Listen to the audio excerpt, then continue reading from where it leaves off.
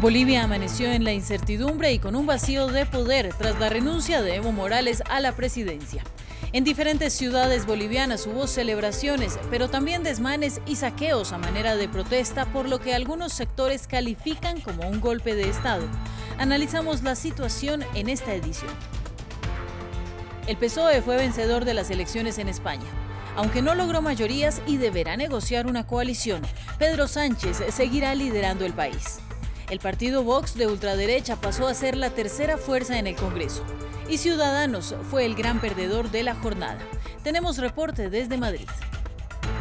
Y en Hong Kong, una nueva jornada de protestas y enfrentamientos deja al menos 2 heridos graves. La policía disparó munición real contra un manifestante que se encuentra en condición crítica. A otro ciudadano que se enfrentó a los manifestantes le rociaron líquido inflamable y le prendieron fuego. Comienza la semana y también las noticias de France 24. Mi nombre es Ángela Gómez. Vacío de poder en Bolivia. El país latinoamericano amaneció sin presidente tras la renuncia de Evo Morales, forzada por una recomendación del ejército, luego de que un informe preliminar de la Organización de Estados Americanos confirmara que hubo irregularidades en las elecciones presidenciales del 20 de octubre. Tras casi 14 años en el poder, Evo dijo que dimitía para lograr la pacificación del país. Horas después denunció que la policía busca arrestarlo ilegalmente y que violentos atacaron su casa en Cochabamba. Tras las celebraciones que siguieron al anuncio de Morales, la noche estuvo marcada por disturbios y saqueos en distintas ciudades del país. Es incierto quién tomará, al menos de manera interina, la jefatura del Estado, mientras que se convocan nuevos comicios. Pero se cree que podría ser la segunda vicepresidenta del Senado, Jeanine Áñez. Entre tanto, la policía arrestó a las autoridades del Tribunal Electoral, incluyendo a su presidenta María Eugenia Choque Quispe, que horas antes había renunciado. Y es que la suerte de Morales pasó de castaño a oscuro en menos de 24 horas. Salió tras perder el respaldo de las Fuerzas Armadas y en un giro inesperado, el líder de la oposición dijo que había una orden de arresto en su contra, sin ningún proceso judicial previo. Sectores diversos de centro a izquierda hablan de un golpe de Estado. Veamos el informe de David González. Un día convulso en Bolivia. El entonces presidente Evo Morales había perdido el apoyo de varios sectores y la fuerza pública, tras los motines de la policía, pidió su renuncia. Y luego de analizar la situación conflictiva interna, sugerimos al presidente del Estado que renuncie a su mandato presidencial, permitiendo la pacificación y el mantenimiento de la estabilidad por el bien de nuestra Bolivia. Fue el golpe final para Morales. Minutos después anunció su renuncia para, según él, apaciguar la violencia que sufría su círculo más cercano. ¿Por qué decidí esta renuncia? Para que Mesa y Camacho no sigan persiguiendo a mis hermanos, dirigentes sindicales, para que Mesa y Camacho no sigan quemando las casas del gobernador del MAS en Oruro, Chuquisaca. Pero las cosas no terminaron ahí.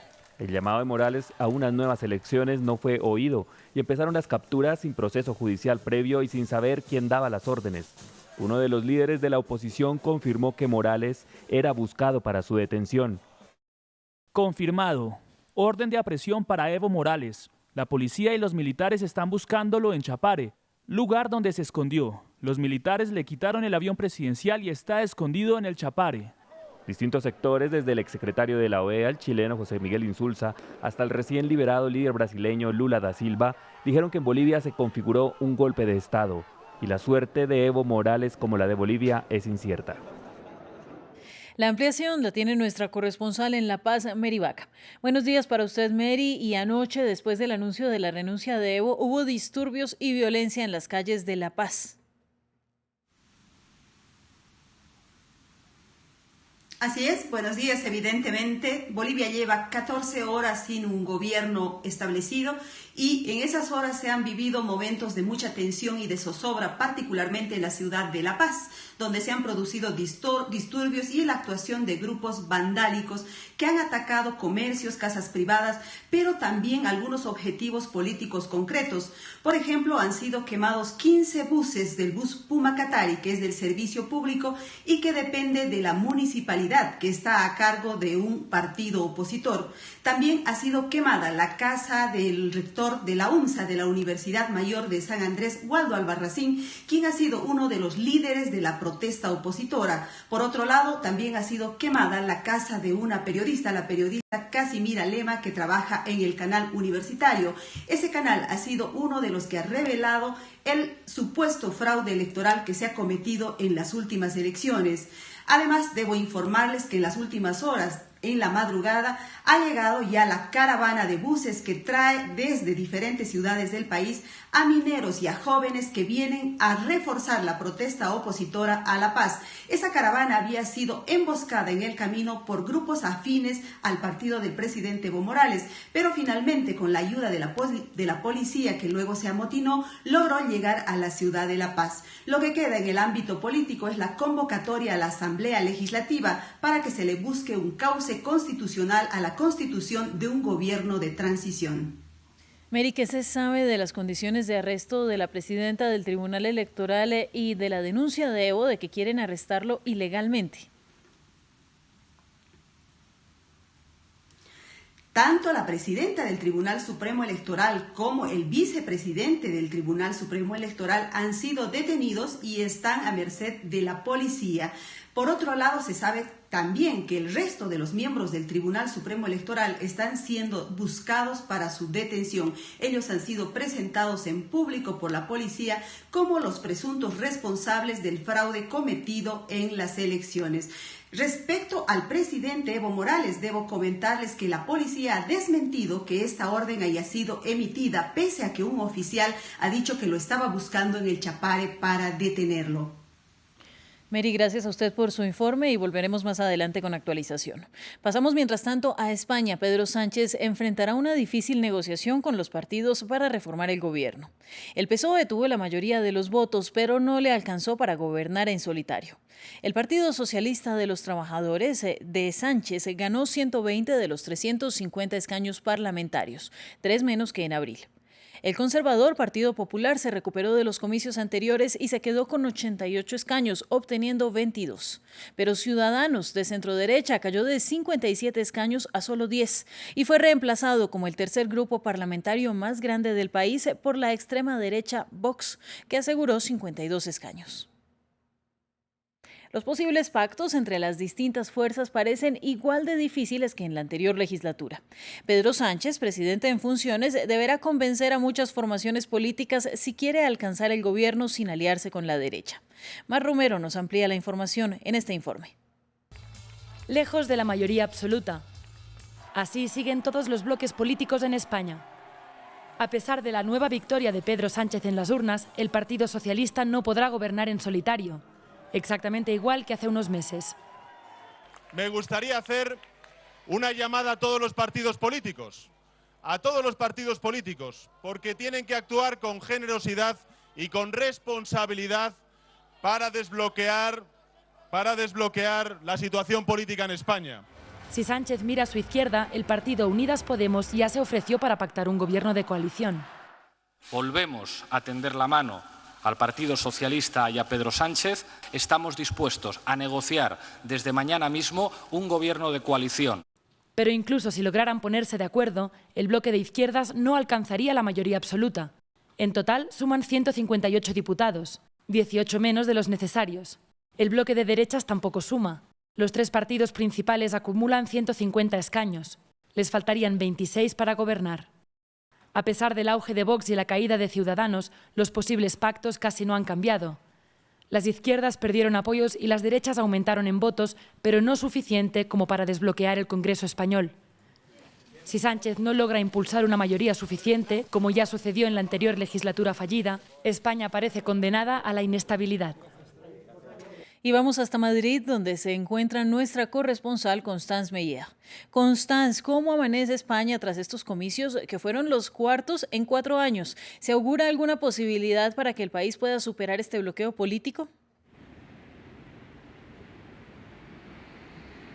pues era justo el objetivo de esta repetición electoral y al final esta mañana España se despierta con un parlamento aún más fragmentado, con 17 partidos políticos representados y ninguno de ellos que alcanza la mayoría absoluta, por lo que se ve complicado por España salir del bloqueo político en el cual está metida desde hace ya 4 años, porque aunque ganó el socialista y actual jefe del gobierno Pedro Sánchez con 120 escaños, se queda muy lejos de alcanzar los 166 necesarios para llegar a una mayoría absoluta, por lo que desde que se conocieron los resultados anoche, periodistas y politólogos en los platos de televisión han sacado sus calculadoras para ver cuáles serían los posibles pactos para llegar a una investidura, y lo que se destaca es que se parece a un puzzle. La vicepresidenta del gobierno, Carmen Calvo, dijo esta mañana que Pedro Sánchez hará pronto una propuesta de desbloqueo una vez que el partido se habrá reunido. El ministro de Fomento en funciones añadió que una nueva repetición electoral sería un colapso institucional. Hay que salir ya del desbloqueo. El bloque de izquierdas salió afectado anoche, mientras que el bloque de las derechas subió debido a estos comicios, pero sin alcanzar una mayoría tampoco.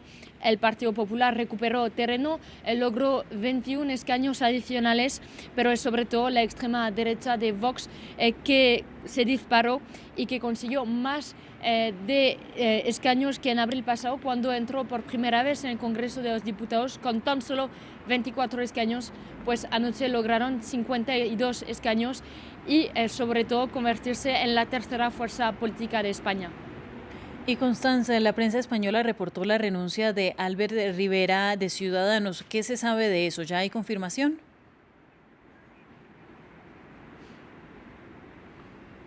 Según la prensa española, Albert Rivera va a hablar en unos minutos, pero desde anoche asumió la derrota de su partido, que ocupaba antes esta tercera posición política y que la dejó a Vox.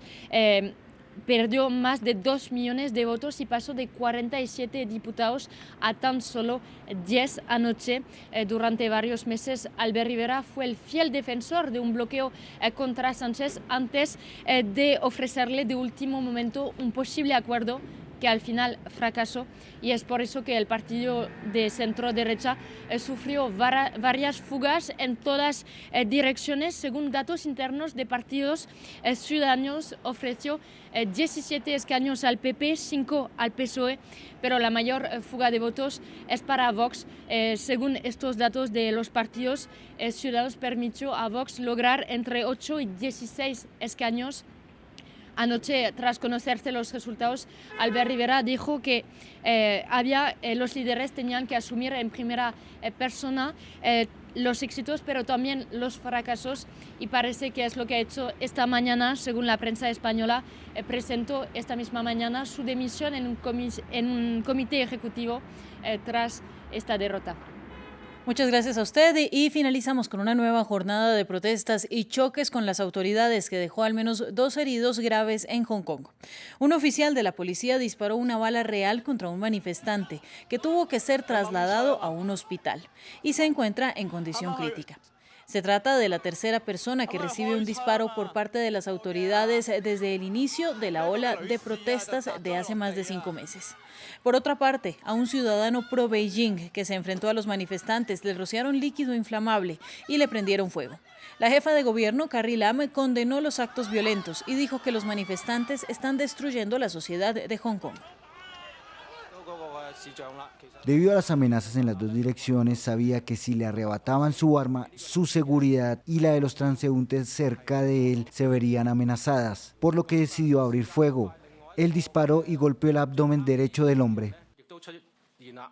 Para finalizar, el presidente francés Emmanuel Macron celebró el Día del Armisticio, rindiendo tributos a los soldados caídos en la Primera Guerra Mundial y durante las misiones francesas. También inauguró el primer monumento en homenaje a las tropas que murieron por Francia durante las operaciones en el extranjero. Hoy se conmemora el armisticio firmado entre los aliados y Alemania para el cese de hostilidades en la Primera Guerra Mundial. El día estuvo marcado por el presidente francés colocando una corona de flores en la tumba del soldado desconocido en el Arco del Triunfo en París. Así llegamos al final de este informativo, pero usted continúe con nosotros. Esto es France 24.